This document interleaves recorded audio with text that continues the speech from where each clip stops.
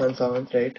And today, with this presentation and this video, we are going to see how I made it into OSPP 2023, which is nothing but Open Source Promotion Plan, which is like an open source cohort which happens every year in the months of April and runs till November or December, right? So yeah, so I've made this presentation right here. It's very simple and basic, but yeah, I'll quickly go through this. So of course, what is OSPP? What, how, and where? So Open Source Promotion Plan, or OSPP, is a China-based open source program which is held in summers between the month of May to October. The preparation starts in April, so it's pretty much similar to what other open source competitions and programs offer. So there's like a complete timeline on the website. If you go, there's a 1 month preparation time, then you get some time to submit your proposal, and then finally when you submit your proposal, they say take some time to evaluate your proposal, and then you get the results whether you were selected or not. So yeah, as I told you in the start of the video, OSPP, or Open Source Promotion Plan, whatever you like to call it, is based off of China. So it is intended for Chinese students, but that doesn't stop you from applying. Students all over the world can apply, and I got selected, so can you. And yeah, of course, a great example, a program similar to OSPP is obviously going to be the GSOC. The GSOC is pretty much famous around the world for the open source collaboration and everything. So yeah, I'm sure you have heard about GSOC. So it's just OSPP is just GSOC. All right, moving on. Yeah, so if now let's say you are going to participate in OSPP 2024. Now you go on the website, see the list of organizations, and then you get overwhelmed because there are a lot of organizations for you to choose from. Now these organizations do have multiple projects as well, so it can kind of get tricky and complicated to choose the right organization, or the organization which you think you're going to do best at. So there's an image on your screens which just shows only a few organizations which I could gather in a single screenshot. But yeah, if you check the original website, their official website, you'll get the list of organizations there. So which organization is right for you? Now the best organization for you is the one with a project that matches your skills spot on, right? So for example, let's say you know front end.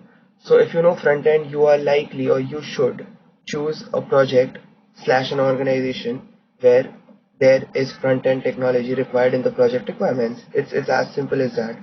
So it's not like if you know front end, you're going to choose something which is say back end development or cloud development. It doesn't work like that. Let's come to writing a good proposal. Your proposal is a pitch to the selection committee. It's everything what you know about the project, what you know about the problem statement, and how you're going to solve the problem statement, right? So writing a clear, well structured, and a concise proposal is very important to make sure application stands out. The next thing is you should be able to explain your point of view. Whatever is in your mind, you have to precisely yet concisely put it down in the proposal. You can use images, graphs, or anything else you get from the internet about the project that you think would be a plus point if you include it in your proposal. In the next slide, we're going to see how to write what is the general structure of a proposal, and we'll go through my proposal as well, which got selected in OSPP 2023. So if we come to ideal structure of proposal, right, the first part should obviously be your introduction. Briefly introduce yourself and clearly state your interest in participating in OSPP 2023. Let the selection committee know that you are actually interested in participating in OSPP, and it's not just a shot that you're trying at. The second section in the proposal should be the project overview and the problem statement. You should provide a concise summary of the project you plan to participate or work on, right? You should highlight the problem and discuss solutions to it. The third part in your proposal should be objectives and methodology. So in this part, what you do is you put down various solutions that you have, and you just explain each solution properly and how the methodology for that particular solution is going to be.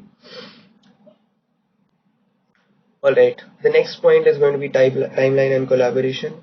So all these open source programs and cohorts generally run for a specific period of time. It's usually between 3 to 5 months. So it's very important that you include a detailed timeline in your proposal, that how you're going to work on the problem statement and what deliverables will you give at what period of time. The fifth part of your proposal should be benefits and outcomes. You should clearly state the outcomes and the benefits you are providing to the community and the open source community by solving the particular project or the problem statement that you're planning to work on. And you should end your proposal with a conclusion which summarizes your entire proposal, and you should also state your interest in staying in the community after after the program ends, and you should always be helpful in offer that you'll keep contributing to the community after the program ends. That's a great point, and the selection committee usually looks for people who intend to stay around. Of course, now we'll be going through my proposal, so I'll just quickly open my proposal. Now let's see my proposal. Let's discuss my proposal which got selected in OSPP 2023. As you can see, the first part is about project abstract. I've written the problem statement, and I've written my name along with my mentor's name. The next part, if you see, is project overview. In this part, what I do is I give overview about the problem statement, what the problem statement is, what problems users encounter currently, and how these problems can be solved, right? And then I give my understanding and take on this project, which is given right here. And then, as I said, include as many images and graphs and any other information you can in order to explain your point of view. I've included some images about the problem statements, the API references, and other things, right? All this is sample code. As I said, the more information you include, the more is your chances of getting selected. So all of this is a huge description of the problem statement I decided to work on. And after this is done, this is the part where I've discussed timelines and deliverables, right? So although there was no specific guidelines on how your time should be divided, what I did was I divided my timeline, the given timeline of 4 months, in 3 parts, and I just made it into coding phase 1 and coding phase 2 and coding phase 3. So yeah, it's something that is recommended that you include in your proposal as well. If you divide the timelines into equal parts and say that, oh, I'm going to do this work in this part. So for example, oh, I'm going to code the API in the first 2 weeks, and then I'm going to code the backend in the second 2 weeks. Now, if you give a concise and a precise timeline broken down into several parts, it's most likely that the mentor will shortlist your proposal, or at least say that your proposal is different than the others. And after the timeline, after a huge timeline, what I've done is I've included my personal information and a small paragraph of my introduction, and I've clearly mentioned in the last part that I have full confidence in the prospect in the company's vision, and I'll continue to contribute to the project even after the OSPP ends. Now, this is something that mentors and community members are always looking for if you're planning to participate in an open source program, be it GSOC or OSPP or any other program. Right. So that was about my proposal. And then, of course, to conclude, OSPP, see, of course, there is a stipend for OSPP like other open source programs, and there is everything that you'll get.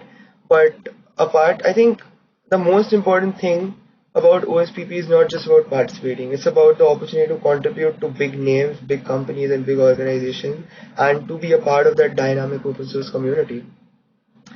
And see, it's completely fine if you don't get selected, right? The competition is huge. Like if you see, there are a lot of students which apply from all over the world.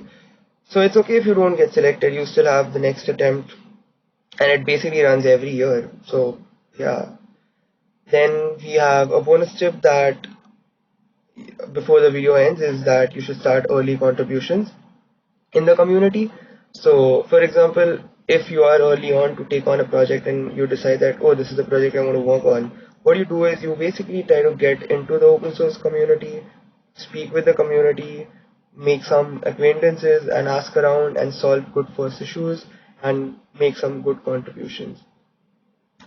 So, of course, and then this is the references, and last but not the least, I'd like to show you the certificate when you get which you get when you finally complete OSPP. So this is a certificate I've got after completing OSPP, and of course it does help you a lot, especially if you're a student. It does help you in your resume when you apply to other internships or even when you apply for a job.